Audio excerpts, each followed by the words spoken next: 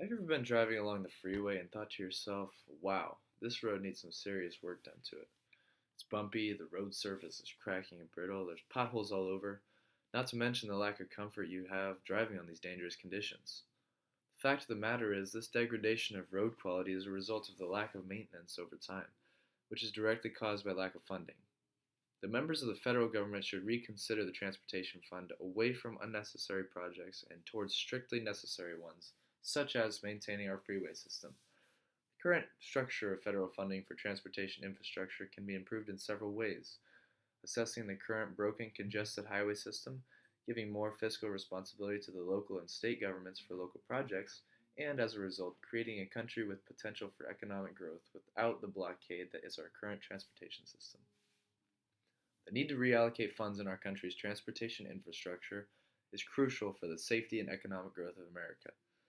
In 1956, as recorded by History.com in the Interstate Highway System, Dwight Eisenhower signed the Federal Aid Highway Act, which induced the construction of U.S. highway system aiming to eliminate unsafe roads, inefficient routes, and traffic jams. Eisenhower saw the need to develop the United States because, as stated in Transportation and Economic Development by Dr. Jean Paul Rodriguez and Dr. Theo Nottebohm, the quality of transportation systems contribute to the economic and social opportunities and benefits for the American people.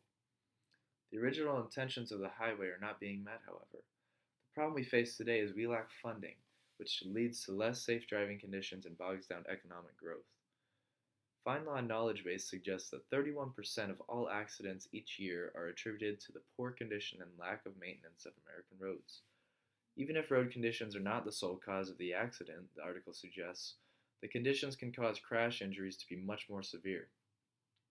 According to TheEconomist.com in the article Life in the Slow Lane, the average time spent commuting to and from work per day is 50 minutes, the third longest time in the world of developed nations. The excess time spent traveling to and from work does not allow for efficient use of time in the workplace, ultimately slowing economic growth in America. The cause of these comparatively high numbers in accident rate and time spent commuting is simply that we don't give enough time and funding towards maintenance of our crucial highway system. However, the problem can be solved. By relying on funding provided by local and state governments for local projects, the federal government can fulfill its duties and maintain the highway systems, the major mode of transportation in this country. Funds currently are not being utilized properly or allocated in the right areas. As reported by the Congressional Budget Office, in 2007, the public sector spent $146 billion to build, operate, and maintain highways in the United States. About three-quarters of that total was provided by state and local governments, and one-quarter was provided by the federal government. In today's day and age, it can be acknowledged that highway systems are no longer the only mode of transportation infrastructure that needs to be funded. For example, programs such as the Non-Motorized Transportation Pilot Program support the use of alternative modes of transportation such as walking or biking instead of driving a car. Although the NTPP is an advocate for a great cause in improving the health of Americans and reducing emissions, they must realize that the federal government has no place offering financial support for locally based projects while our current highway system started by the federal government crumbles to pieces. Altogether, according to the Transportation Alternatives Program, the federal government has allocated $820 million for 2014 projects pertaining to transportation enhancements, recreational trails, safe routes to school, and several other discretionary programs. To put this price tag into perspective for you, as stated by the American Road and Transportation Builders Association, it costs about $1.25 million to resurface an existing road. This is over 650 miles of repaired road each year. This distance could span I-5 from the northern border of California all the way down to LA on just 1 year of funding for a brand new road, courtesy of Google Maps.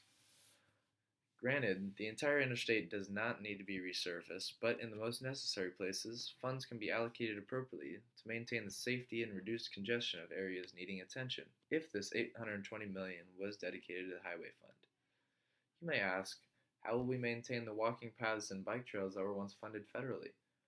Well, in the online report Road to Recovery, Transforming America's Transportation, a public poll recorded that 64% of the population believed the current federal spending on transportation is inefficient and unwise.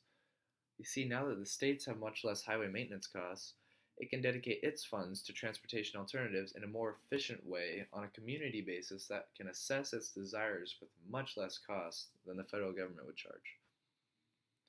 This is not to say that the federal spending on the highway system is inefficient, however, because it is the only level that oversees the entire system and can, in turn, generate uniformity among road quality and maintenance practices. As a result, cutting as a result of cutting the federal spending on local alternative transportation projects and allowing the local governments to step in and fund it, the highway system can receive the attention it needs while the alternate transportation development doesn't suffer in the slightest. A world in which the U.S. transportation infrastructure is maintained and developed is a blossoming and beautiful one. Imagine a highway system not the worry of safety and the road condition, minimal congestion, and efficient routes to get where you're going. As Dr. Li Zhang supports, there will be a reduction in delays and accidents which contribute to productivity in the workplace. Not only that, Consumer Reports states that Americans average car maintenance expenses around $2,000 to $3,000 per year. Bettering the road quality will lessen the need to repair vehicles by lowering both accidents and road wear on the suspension. All in all, the simple adjustment in federal spending for the highway system can lead to great opportunity for economic growth and safety of the people. In conclusion, we've assessed that there is a need for attention to maintain our highway system. We can see that allocating funds differently can satisfy this need. And once the problem is fixed, we can imagine a country of economic growth once again. If Congress will reconsider transportation spending from locally based projects to the more important highway system, and leave the local projects to local funding, then we will see an improvement in the quality and safety of our roads. Help raise awareness for this issue by contacting the American Society of Civil Engineers showing your interest. With your support, they will ensure a difference is made at the federal level for maintaining our transportation infrastructure. As stated by the ASCE, deficient pavement imposes significant costs on the U.S. economy and will continue to do so unless the U.S. is able to fully clear its backlog of unmet pavement preservation needs. Help us to restore what was once great in America and make a difference today.